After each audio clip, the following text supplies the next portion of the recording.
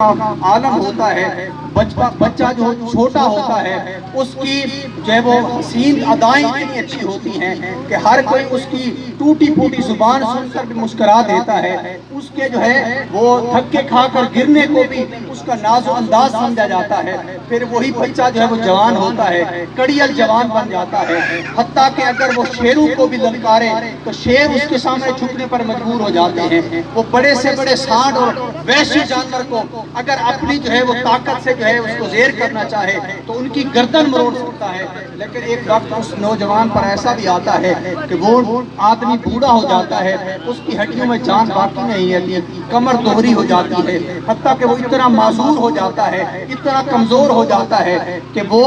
اپنے ہاتھ سے لقمہ اٹھا کر اپنے منہ تک لانے کی طاقت نہیں رکھتا۔ تو قانون قدرت یہ ہے کہ ہر جو چیز جو عروج پاتی ہے اس کو ایک نہ ایک دن اس کی نعمت کو زوال آنا ہوتا ہے، لیکن ایک ذات ایسی بھی ہے، ایک ذات وہ بھی ہے ہمارے نبی کریم صلی اللہ علیہ وسلم کہ جب ان کی باری آتی ہے، جب ہمارے تمہارے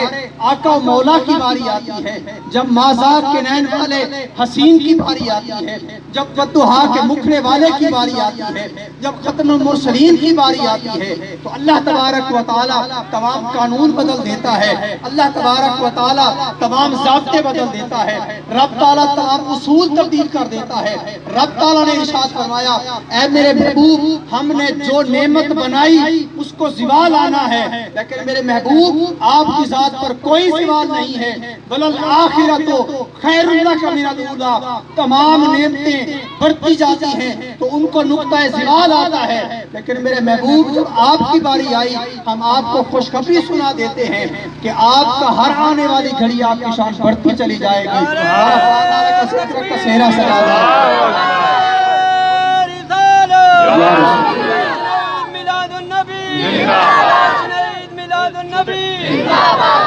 حضرات محترم، یہ حضور علیہ السلام کی زندہ باد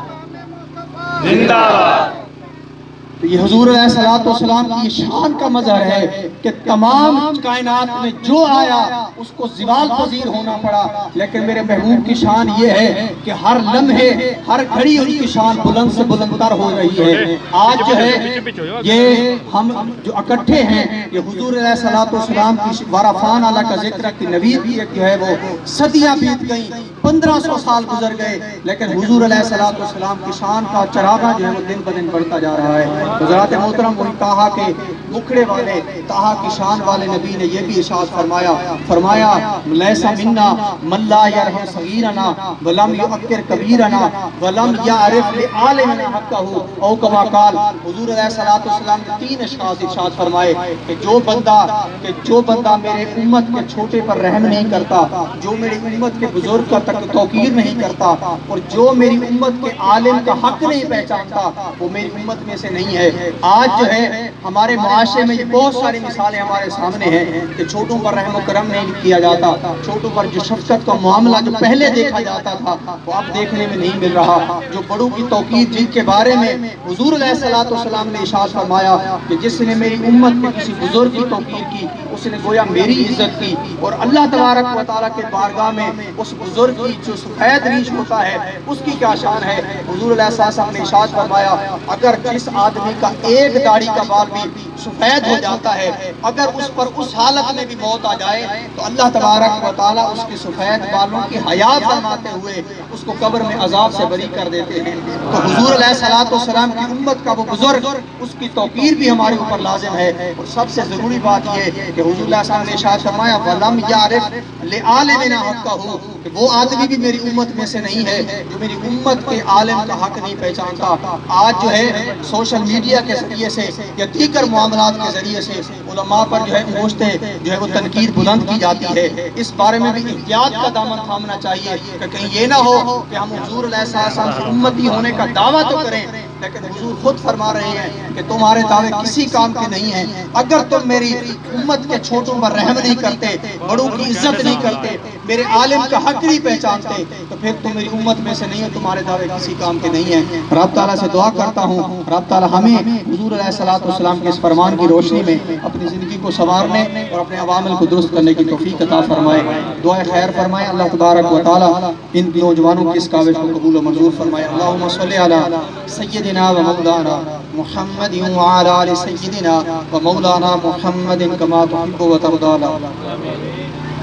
یا رب پاک، جن نوجوانوں نے یہ سٹیج خوبصورت سجایا ہے، یہ اہتمام کیا، تیرے محبوب کریم صلی اللہ علیہ وسلم کے دیوانوں کے لیے یہ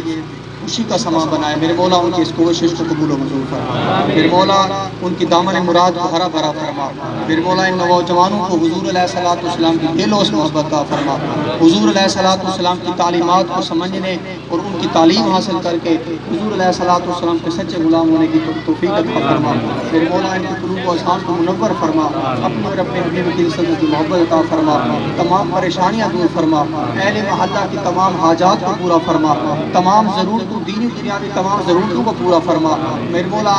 آنے والی زندگی میں سب کے لیے آسانیاں پیدا فرما، سب ہم حاضرین کے نیک دلی خواہشات کو پورا فرما،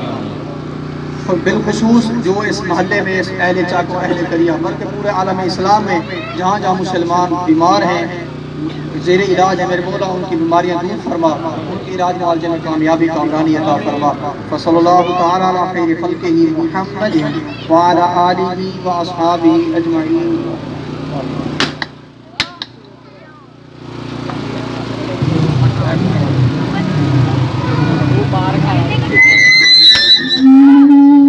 نعرہ تکبیر، نعرہ رسالت، نعرہ حیدری،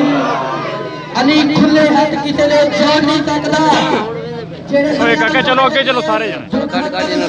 چلو چلو چلو شاباش۔ علی کھلے ہاتھ کسی نے چھوڑ نہیں سکتا، جڑا بندہ اج نہیں بولیا آگے جا کے بول نہیں سکتا۔ اوے گلاب دے پھول کسی نے خراب کرے، آ بڑا اس نے میرا بھی کبھی سرکار کیا